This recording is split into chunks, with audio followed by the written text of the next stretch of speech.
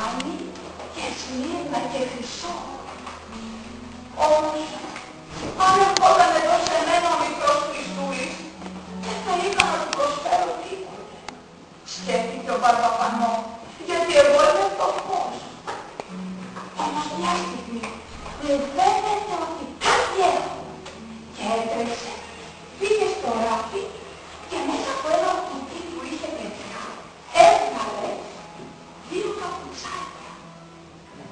Τα πιο ωραία παπουτσάκια που είχε φτιάξει ποτέ στη ζωή του. Αυτά θα προσφέρω στο Χριστούλη, είπε ο Βαρβαφανό. Μα αυτά θα τους αισθάνω τα μικρά του παπαράκια.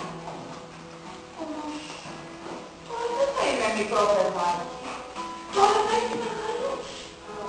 Δεν θα σου πω όμως ποιος είμαι. Εσύ θα καταλάβεις ποιος είμαι. Χριστέ μου, είπε ο Βαρβαφανό, είναι αλήθεια. Αύριο θα βγει στο σπίτι μου, στο φτωχικό μου. Θα είναι ο πιο ευτυχισμένος άνθρωπος του κόσμου. Και πήγαινε στο δάσος να μαζέψει πορταλάκια για να πάρει το αρνάκι του. Και όταν κοίτησε από το δάσος, χτυπούσε την πόρτα 3 φορές και έλεγε ένα τραγουδάκι για να ακούσει το αρνάκι ότι είναι αυτή και να της ανοίξει την πόρτα να μπει μέσα.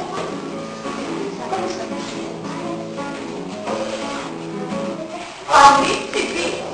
Φιά, πρόσεχε, ο Νικόλας σε παρακολουθεί. Όμως το πουλάκι ήταν πολύ ψηλά. Η γιαγιά δεν άκουγε και τόσο καλά και δεν το άκουσε. Μόλις γέμισε το καλαθάκι